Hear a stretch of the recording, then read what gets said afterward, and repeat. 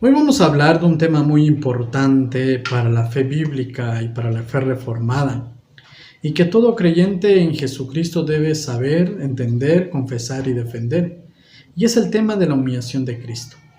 El credo de los apóstoles nos dice: nació de la Virgen María, padeció bajo el poder de Poncio Pilato. Hablemos de la humanidad de Cristo.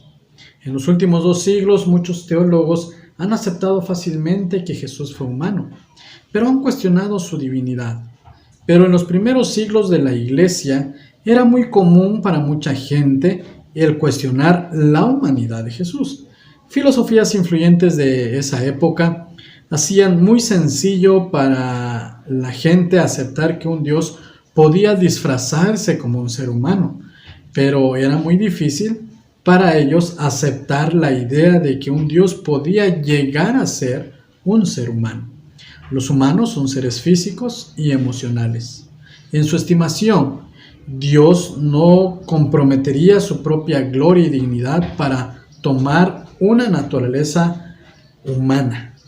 Tristemente, muchos cristianos contemporáneos también tienen dificultades para creer que Dios el Hijo pudiera venir a la tierra, hacerse hombre, con todas las debilidades, limitaciones y fragilidades que eso conlleva.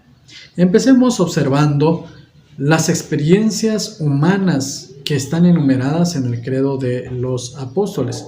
Muchas de esas experiencias que el credo de los apóstoles nos narra, experiencias de Jesús, demuestran que Él fue un verdadero ser humano, debido a que solamente los seres humanos pueden tener dichas experiencias. Escuchemos lo que dice el credo de los apóstoles. Fue concebido del Espíritu Santo, nació de la Virgen María, padeció bajo el poder de Poncio Pilato, fue crucificado, muerto y sepultado, descendió a los infiernos. Comencemos con su concepción. El credo de los apóstoles habla acerca de la concepción de Jesús con las siguientes palabras. Dice que fue concebido del Espíritu Santo, nació de la Virgen María. Es cierto que hubo detalles inusuales relacionados a la concepción y al nacimiento de Jesús. Primero, fue concebido del Espíritu Santo, en vez de tener un padre humano. Él fue concebido de una forma que no contravino la virginidad de su madre. Cuando el credo de los apóstoles menciona que Jesús fue concebido, se debe tener en mente que Jesús comenzó de la misma manera que todos los seres humanos después de que Adán y Eva fueron formados de una manera diferente. Jesús comenzó como un pequeño bebé dentro del vientre de su madre. Y esto lo podemos leer en pasajes como en Mateo capítulo 1, versículo 18, Lucas capítulo 2, versículos 5 y 6, Gálatas capítulo 4, versículo 4, Hebreos 10, versículo 5. Estos pasajes indican que Dios formó a Jesús en el vientre de María en la misma forma que Él forma cada bebé humano. Lucas capítulo 1, versículo 34 al 37, narra la conversación sobre el embarazo de María entre María y el ángel Gabriel. Entonces María dijo al ángel: ¿cómo será esto? Pues no conozco varón, respondió el ángel. Le dijo: el Espíritu Santo vendrá sobre ti y el poder del Altísimo te cubrirá con su sombra, porque nada hay imposible para Dios. Lucas capítulo 1, 34 al 37. María reconoce que para concebir a un hijo de esta forma tendría que ser a través de un milagro. Y un milagro fue exactamente lo que sucedió. Lo que la milagrosa concepción de Jesús hace es asegurar que Él es completamente divino, así como completamente humano, pero no lo hace a Él menos que completamente humano. Es verdad que la concepción es un milagro, quizá uno de los más grandes milagros de la historia de la redención que se haya conocido. Y aún así, desde el punto de la concepción de Jesús en adelante, su gestación, su desarrollo en el vientre, como el de cualquier otro ser humano, su paso por el canal del parto, su proceso normal de nacimiento, el que fuese dependiente de su madre para su nutrición, el ser alimentado y cosas como catarros, cambio de pañales, todo esto fue parte de su ordinaria y normal experiencia humana. Él es más que un ser humano, pero no menos que un ser humano pleno.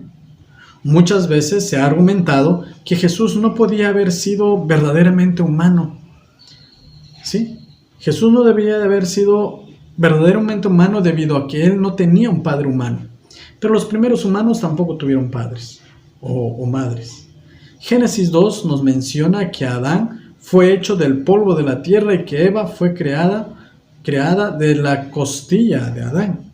Ninguno de ellos tuvo padres, tampoco nacieron de una mujer, pero ellos fueron completa y verdaderamente humanos. De la misma manera, Jesús también fue completamente humano. A pesar de su concepción, fue más allá de lo ordinario. De lo que sabemos por las Escrituras, el crecimiento de Jesús en el vientre de María también fue un evento natural perfecto, culminando en su nacimiento. Él no apareció mágicamente ni descendió del cielo. Él nació. Por el contrario, Mateo capítulo 1 y Lucas 2 indican que el embarazo de María no fue detectado primeramente, pero después se hizo obvio.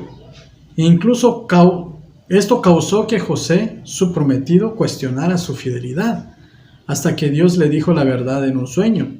Y el resultado final fue que Jesús nació como un bebé, un humano real. Jesús fue total y completamente humano. La concepción milagrosa de Jesús en ninguna manera minimiza su verdadera humanidad. Jesús nos demostró cómo la humanidad fue intencionada a hacer con la concepción milagrosa. Así nosotros podemos ver en Cristo que somos capaces de ser completamente humanos sin ser pecaminosos, como seremos en el cielo. Ya consideramos la concepción de Jesús, ahora estamos listos para discutir cómo su cuerpo afirma su completa humanidad. Aquí tenemos en mente lo que el credo nos dice, el credo de los apóstoles.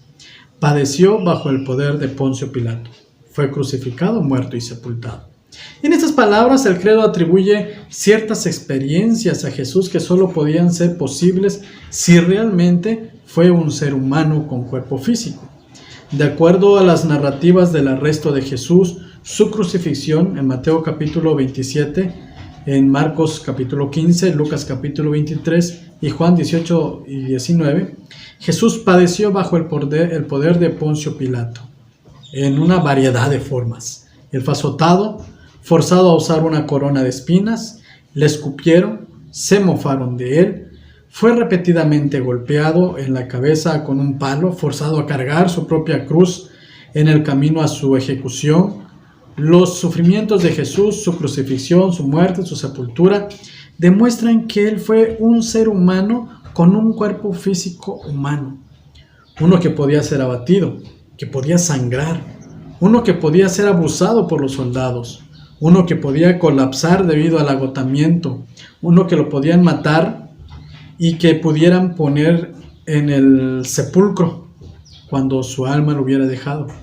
El haber tenido un cuerpo humano real fue crucial debido a que la justicia de Dios requería que un ser humano sufriera un castigo físico divino para expiar los pecados de la humanidad. Encontramos este énfasis en pasajes como en Romanos capítulo 7, versículo 4, Colosenses 1, versículo 21-22, Hebreos capítulo 10, versículo 10. Como ejemplo, escuchemos las palabras que aparecen en Hebreos capítulo 2, versículos 14 al 17. Por cuanto los hijos participaron de carne y sangre, él también participó de lo mismo, para destruir por medio de la muerte, para expiar los pecados del pueblo. Este pasaje menciona claramente que Jesús tenía un cuerpo humano que podía derramar sangre para expiar nuestros pecados. Esa es una parte de la humillación de Cristo. Desde su nacimiento, vino a este mundo a sufrir por ti y por mí, a sujetarse a esta vida. Sin embargo, como dice la Escritura, sin pecado. Amén.